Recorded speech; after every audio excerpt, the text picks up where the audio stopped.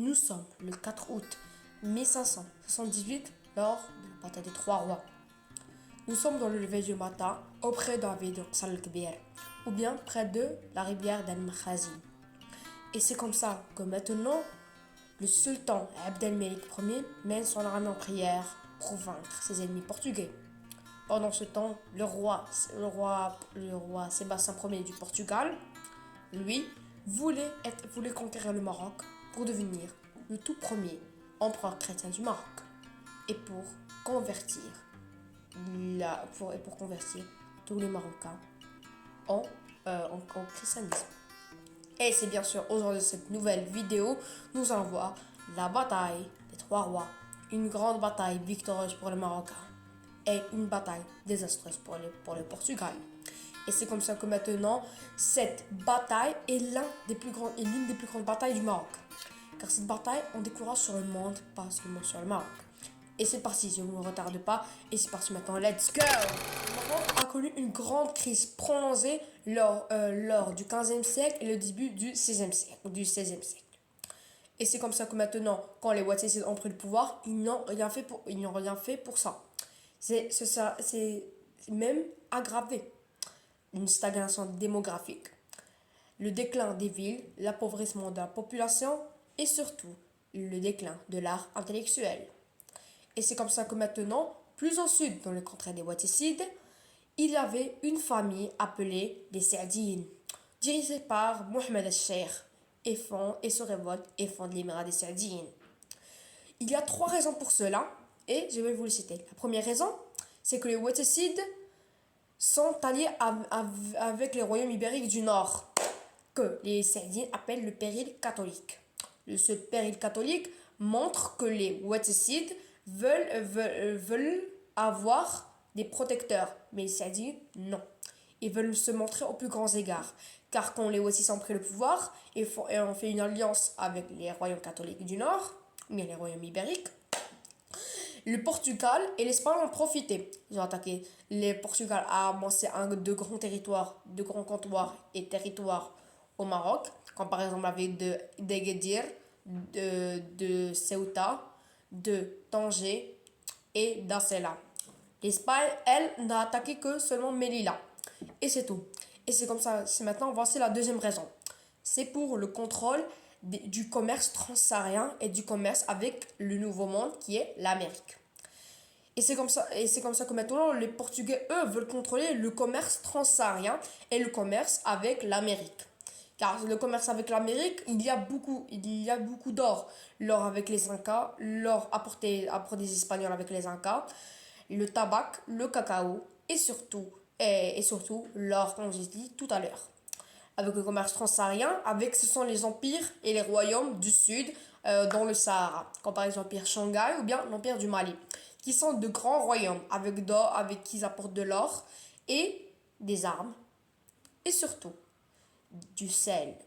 Et c'est comme ça maintenant que la troisième raison de cela, c'est ce qu'il appelle encore les Saadiens le péril turc. Car les Ouattisides n'ont fait pas une alliance seulement une alliance avec les royaumes ibériques du Nord, mais surtout avec l'Empire ottoman. On peut dire que les Ouattisides sont vassals de 3 grands pays, le Portugal, l'Espagne et l'Empire ottoman.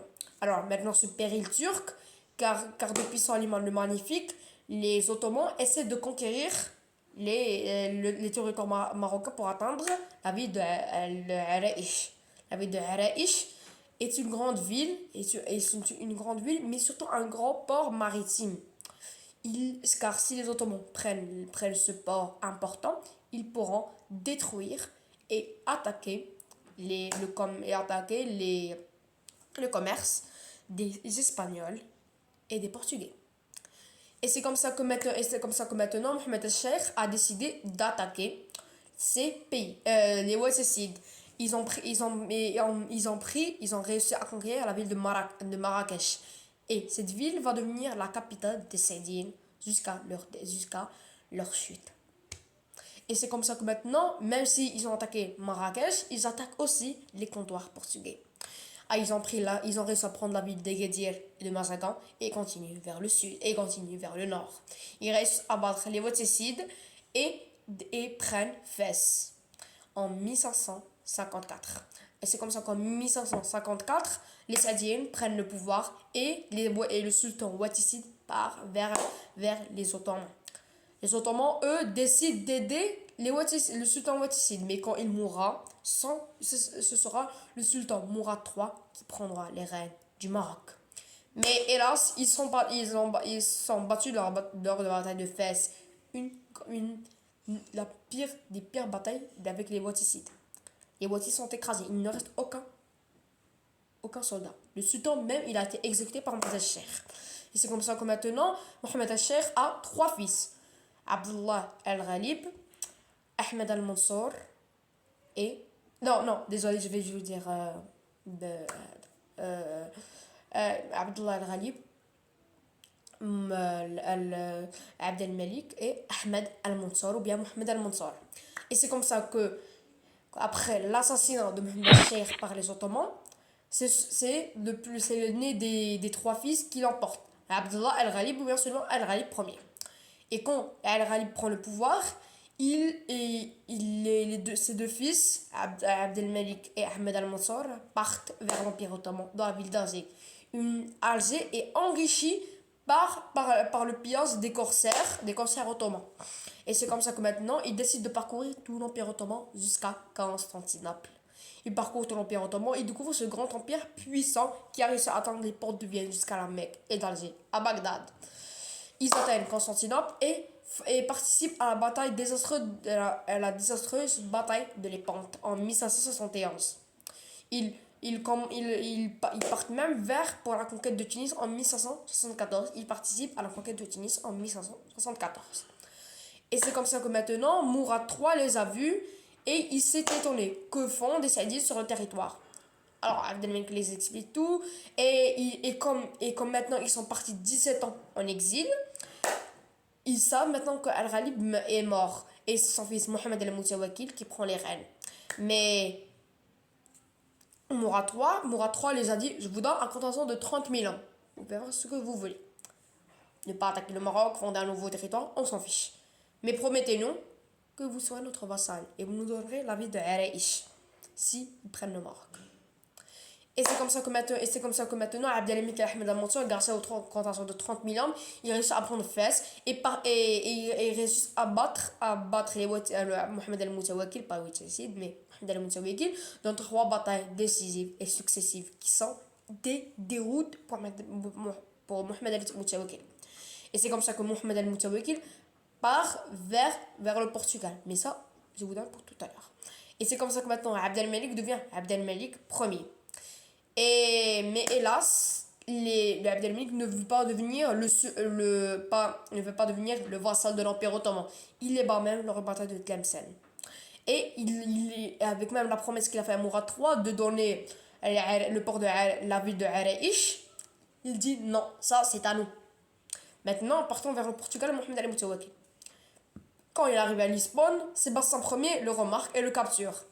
Il croyait que c'était un espion de Abd al-Malik, mais en vérité, il lui explique tout et lui dit que j'ai perdu mon trône, blablabla. Sébastien Ier décide de l'aider, comme l'Empire ottoman avec Abd al-Malik. Et c'est comme ça que Sébastien Ier décide de redonner le trône à Mohamed al-Moutawakil. Mais quand il mourra, il va devenir le tout premier empereur chrétien du Maroc, comme je vous ai dit pendant le début de la vidéo. Et c'est comme ça maintenant, il demande l'aide de Philippe II et du pape de Rome. Philippe II refuse, mais lui donne seulement un contingent de 8 000 hommes. Le pape de Rome lui donne 200 cavaliers vraiment exceptionnels. Une grande cavalerie, 200 000 hommes. Plus les mercenaires qui sont en tout avec 600 000 hommes. Non, pas 600 000 hommes, mais seulement 2 000 hommes. Des mercenaires hongrois, italiens et surtout des mercenaires hongrois, italiens, allemands et surtout français. Et c'est comme ça que tous ces mercenaires réunissent 2 000 hommes, plus les 8 000 hommes du contingent espagnol et les 16 000 hommes de l'armée portugaise. Et c'est comme ça qu'ils ont réussi à amasser 26 000 hommes en tout, plus les alliés marocains. Mais on va dire seulement 26 000 ans, car les aliens marocains ne sont pas très très nombreux. En tout, ils sont presque 200 jusqu'à 1000 à tout casser. Et c'est comme ça que maintenant, il réunit le comte de la noblesse et décide de partir vers Asela, la colonie portugaise au Maroc. Et c'est comme ça que Sébastien Ier du Portugal débarque à Asela. Sébastien n'est qu'un jeune roi ambitieux. Il est ambitieux, il n'a que 24 ans, il n'a aucune descendance. Et ça va poser un problème pour la suite. Mais passons. Il débarque à Asela le 1er juillet 1578. Et c'est comme ça que maintenant, quand Abdelmelik apprend ça, il décide de partir vers Asela ou bien la ville d'Orsal al-Kbir. Dans l'histoire contemporaine à la Renaissance, on n'était pas sûr où il partait. Et c'est comme ça, on va dire, il partait vers Orsal al-Kbir ou bien l'arrivée de Makhazim pour les bloquer. Et c'est comme ça que maintenant, Sébastien Ier va faire une grande erreur. Il a mis un mois à réunir tout son campement. Il a réuni un mois. À cause de la noblesse. Car pendant ça, il leur a dit, vous allez avoir le confort que vous aviez au Portugal. Ils donnent des esclaves, tout ce qu'ils veulent. Ils mettent un mois à réunir tout le camp à Asséna. Et c'est comme ça que maintenant, c'est la première erreur de Sébastien Ier. Il a laissé tout le temps à Abdelmalik d'atteindre la rivière de Makhazin et l'Irsal Kbir. La deuxième chose, c'est qu'il s'enfonce dans les terres. Il ne s'est pas attaqué dans le port que j'ai dit tout à l'heure, un grand port, le port de Arish. Ce port est très très important, mais il ne l'a pas conquéri. Il voulait s'enfoncer dans les terres. Voici sa deuxième grande erreur. Il s'est enfoncé dans les terres et il ne connaît même pas les terres. Même Mohamed al-Moutawakil, lui, ne connaît pas vraiment beaucoup les terres, car il ne parcourt jamais son vaste empire comme Al-Ghalib ou bien Mohamed al-Sheikh. Et c'est comme ça que maintenant Abdelmik atteint la ville d'Orsal al-Kbir. Et ils se rencontrent. Le Sébastien Ier et Abdelmik savent que les Marocains sont en supériorité numérique. C'est comme ça, ils font une sorte de carré. Et il met ses 16 000 hommes ici. Il met ses 16 000 hommes dans le carré. À l'intérieur, il y a bien sûr lui, Sébastien Ier du Portugal, et la noblesse. Il y a au sud du carré, il y a les canons et le contingent espagnol de 8 000 hommes, plus la cavalerie lourde donnée par le pape de Rome. Et c'est la cavalerie lourde du Portugal. Alors, Abdelmelik et Sébastien Ier sont au courant de la supériorité technologique des Portugais. Et c'est comme ça que Abdelmelik décide de mettre ses canons dans les ailes. Et sa cavalerie lourde. Dans la première ligne, il y a les fantassins. Les fantassins expérimentés du sud du Maroc. On va dire les Sahraouis. Dans la deuxième ligne, il y a les gardes du corps de Abdelmelik et l'armée qu'il a emmenée à Marrakech. Dans la troisième ligne, il y a les Berbères. Les Berbères sont d'excellents combattants, plus leur cavalerie légère. Sébastien Ier, lui, avant même de réfléchir, il dit partez, cavalerie lourde et les contingents espagnols. Avant même qu'il tire qu'un seul coup de feu. Abdelmelik en profite et tire des coups de feu, décimant la cavalerie lourde. Mais il réussit à atteindre la première ligne. Il écrase le centre de la première ligne et Abdelmelik est obligé de partir au combat dans la deuxième ligne. Il combat. Et c'est comme ça que maintenant, Abdelmalik réussit à tenir le centre de la deuxième ligne. Et il fait appel à la cavalerie légère. Il encercle le contingent espagnol et la cavalerie lourde. Il les encercle et utilise les berbères pour faire une grande offensive d'ampleur. Il tire les canons sur les canons portugais, il détruit tous les canons et fait appel à la cavalerie légère. Il fait appel à la cavalerie lourde et les berbères. Et surtout à son frère Ahmed al-Mansour, qui est donc gouverneur de Fès. Car pendant ce temps, Ahmed al-Mansour, Abdelmalik a fait appel à Ahmed al-Mansour, qui est parti depuis les montagnes et depuis les forêts d'Orsal al-Kbir. Et il les attaque par surprise, lui et ses 40 000 hommes, plus ses 60 000 hommes qu'il a. En fait, en tout, il a envoyé 200 000 hommes. Il encercle le carré des Portugais. Il tire grâce aux piquiers et aux fantassins. Et avec moi, il utilise même les canons. C'est vraiment un ramassis d'hommes sur le champ de bataille. Et c'est comme ça que maintenant, Sébastien Ier du Portugal défie Abdelmalik au combat singulier. Abdelmalik, qui est un excellent combattant, réussit à désarmer Sébastien, mais il est protégé par ses gardes du corps et réussit à entrer dans le carré. Et c'est comme ça que Mohamed El-Moutawakil, le neveu d'Abdelmalik, est tué encore par son oncle. Ahmed Al-Mansour réussit à tuer Mohamed El-Moutawakil quand il essayait de s'échapper. Sébastien Ier, lui, est tué par Abdelmalik. Et Abdelmalik meurt de la frayeur ou bien de la peste. Car à cause des camps et des champs de bataille et tout ça, on peut dire qu'il a la peste ou bien la fièvre. On n'est pas sûr, comme tout à l'heure, avec ça. Et c'est comme ça que maintenant, trois rois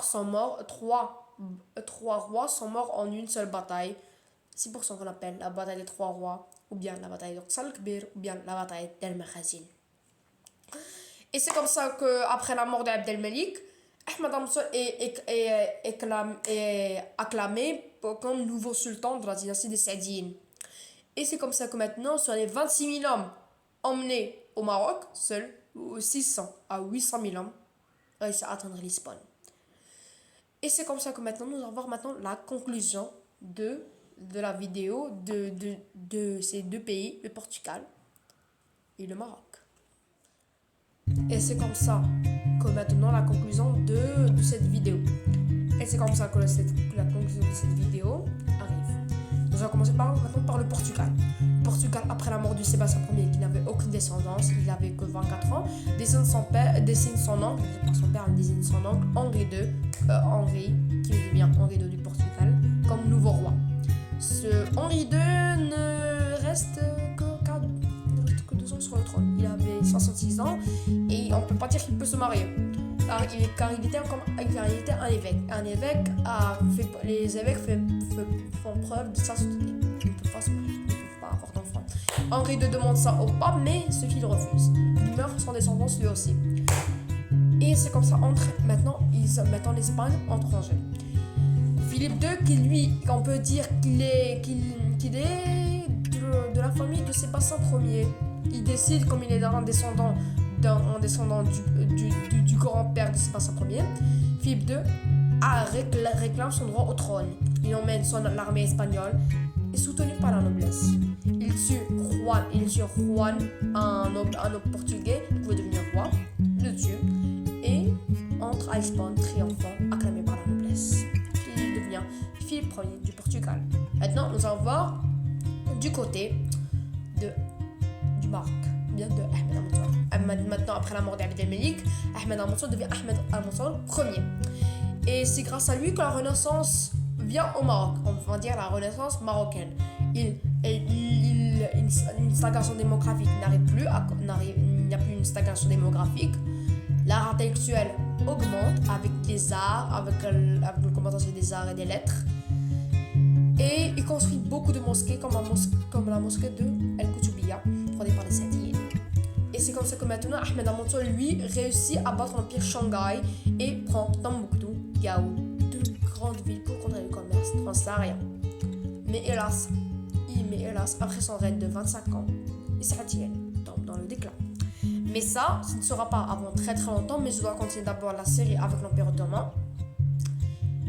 Et à votre avis, dites-moi dans les commentaires, quelle série voulez-vous après la série sur